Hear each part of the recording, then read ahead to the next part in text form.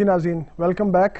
ہماری خصوصی نشریات آج نعت کے حوالے سے چل رہی ہے۔ ہمارے ساتھ صاحبزادہ سید منظور الکونین شاہ صاحب اور ان کے صاحبزادہ سید سلمان کونین موجود ہیں۔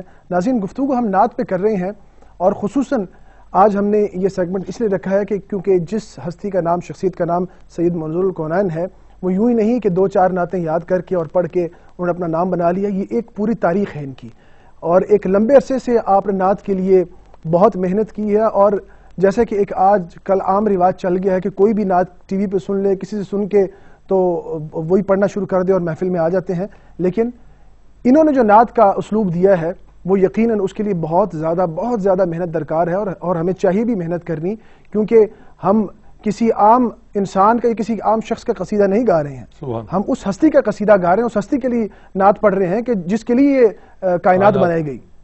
اس لیے ہمیں اس میں محنت کرنی چاہیے، اور یقیناً سردار صاحب نے اپنی ساری عمر اس میں گزار دی، اور چونکہ مجھے ان کے ساتھ کافی وقت گزارنے کا موقع ملا، اور میں جب ان کے ساتھ پڑھنے کا موقع ملا تو مجھے اس وقت احساس ہوا کہ نعت کہنا کتنا مشکل کام ہے، یہ اتنا آسان کام نہیں ہے۔ تو سردار صاحب ہم چاہیں گے ابھی کیا سنائیں گے ابھی ہم؟ پروفیسر کرم حیدری صاحب کا ذکر کر رہا تھا، تو انہوں نے کمال نعت حضور پاک صلی اللہ علیہ وسلم کی تشریف آوری کے حوالے سے سب سے پہلے مشیت کے سب سے پہلے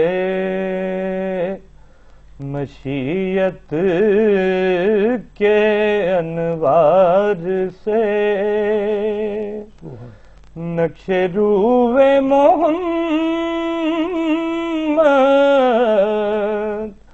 بنایا گیا، پھر اسی نقش سے لے کے کچھ روشنی بزم کون و مکان کو سجایا گیا، سب سے پہلے۔ سبحان اللہ۔ سلمان، میں چاہوں گا کہ آپ بھی تھوڑا سا آپ سے گفتگو کریں، کیونکہ ظاہر ہے جس گھر میں انسان جنم لیتا ہے اس کا اثر تو ظاہر ہے ضرور ہوتا ہے، تربیت جیسی ہو اس کا بالکل اثر نظر آتا ہے، اور یقیناً ہمیں نظر آ رہا ہے اس کا اثر۔ تو کیا یہ والد صاحب کے ڈر کی وجہ سے یا خود شوق پیدا ہوا کہ میں بھی نعت خوانی کروں؟ نہیں، یہ چیزیں ڈر سے تو نہیں آتی، ان کا تو تعلق ہی محبت سے ہے، اور جس دل میں عشق نبی ہو تو میرا خیال ہے اتنی دیر نہیں لگتی اس کو سیکھنے میں، یہ آپ کے اندر سرایت کر جاتا ہے۔ اور کیا سمجھتے ہیں کہ آپ چونکہ خون تو ایک ہی ہے، تو کئی چیزوں میں انسان کو عام دوسرے لوگوں سے اس کو فضیلت ہوتی ہے کہ جو اس گھر میں پیدا ہوا ہوتا ہے، اس میں قدرتی طور پر صلاحیتیں موجود ہوتی ہیں، تو کیا آپ یہ محسوس کرتے ہیں کہ؟ بے شک جی، لوگ تو کیونکہ اس کو سیکھنے کے لیے کافی تقدو کرنی پڑتی ہے، اور میں خوش قسمت ہوں کہ میں نے اس گھرانے میں آنکھ کھولی، اور اللہ تعالیٰ کی طرف سے ہی خدا داد ایک چیز ایسی تھی بیچ میں، تو جہاں ذوق کی بات ہے وہاں پھر میرے گھر میں وہ چیز ہے، اور مجھے اتنی گھر میں آپ کی تربیت ہو رہی ہے، بڑی اس سے بڑی خوش قسمتی کی بات کیا ہو سکتی ہے؟ سردار صاحب اب ہمیں کیا سنائیں گے؟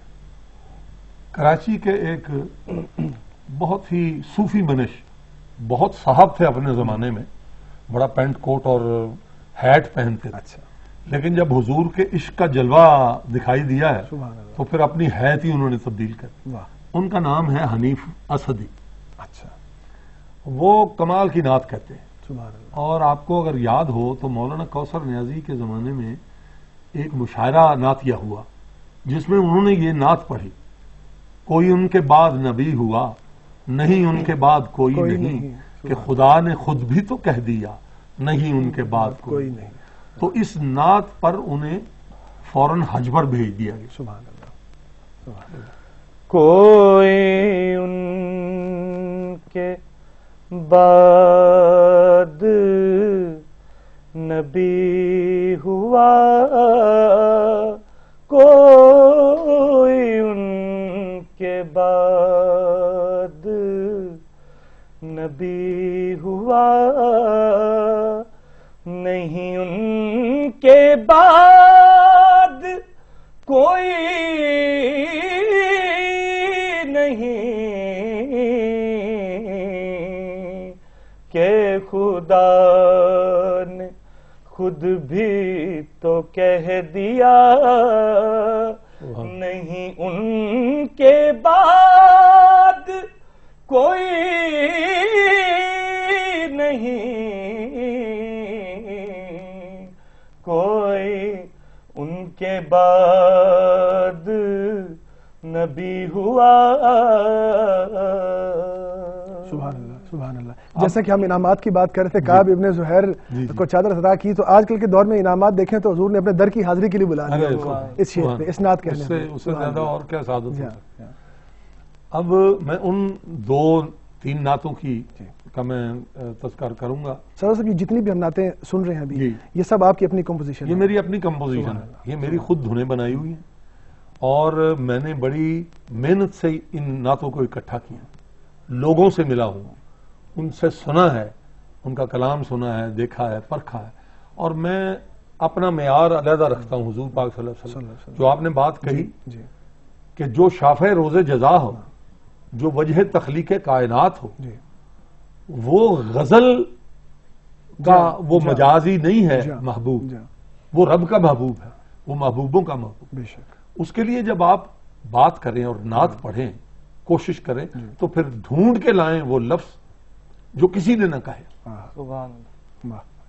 میں تو یہ کہتا ہوں کہ جو لفظ ان کے لیے نکل جائیں وہ اور لوگوں کے لیے متروک کر دیے جائیں، لیکن زبان کی ایک وہ بندش ہے، دامن تنگ ہے۔ اچھا صاحب، آج کل میں چاہوں گا تھوڑا سا ہم اس حوالے سے بھی، کیونکہ جو آج حالات چل رہے ہیں اس پہ بھی گفتگو کریں۔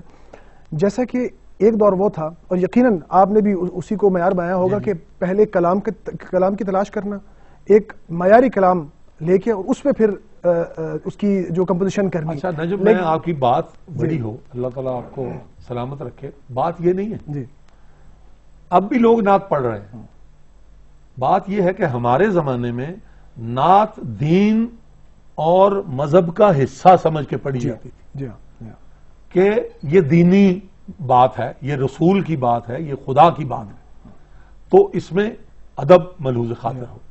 اب نعت پڑھتے ہیں، نعت کو شوبز کا حصہ بنا دیا۔ جی میں وہی کہنا چاہتا کہ اب جو ہے وہ طرز پہلے لے آتے ہیں اور پھر کسی بھی شاعر سے، عام سے شاعر سے بھی کہتے ہیں اس پہ لکھ دے کچھ، اس پہ کچھ لے نہیں آتے، طرز فلمی ہوتی ہے، بنی بنائی گھڑی گھڑی، اور اس پہ ایک شاعر کیا مائر سے لکھوا لے اور وہ زبان زد خاص عام ہو جاتی ہے۔ تو میں تو بہت خیال رکھتا ہوں، پڑھنے والے کے لیے یہ ضروری ہے کہ اس کی زبان اچھی ہو، وہ باوضو ہو، بغیر وضو کے وہ حضور پاک صلی اللہ علیہ وسلم کی نعت نہ پڑھے، اور اعلیٰ ترین کلام پڑھے، اور یہ لچر فلمی گانوں کی طرزوں پہ حضور پاک صلی اللہ علیہ وسلم کی نعت نہیں پڑھنی چاہیے۔ سادہ صاحب میں چاہوں گا کہ میں آپ سے یہ پوچھوں کہ جو سب سے پہلی آپ نے نعت کہی اس کی تیاری میں آپ کو کتنا وقت لگا، اور ایک چھوٹی سی بریک لیں گے، بریک کے بعد میں چاہوں گا اس پہ ہم آپ کا جواب لیں۔ ناظرین ایک مختصر بریک کے بعد حاضر ہوتے ہیں ہمارے ساتھ ہیں۔ ناظرین اے ٹی وی کے لائیو افطار ٹرانسمیشن جاری ہے آپ کے میزبان قاری نجم مصطفیٰ کے ساتھ۔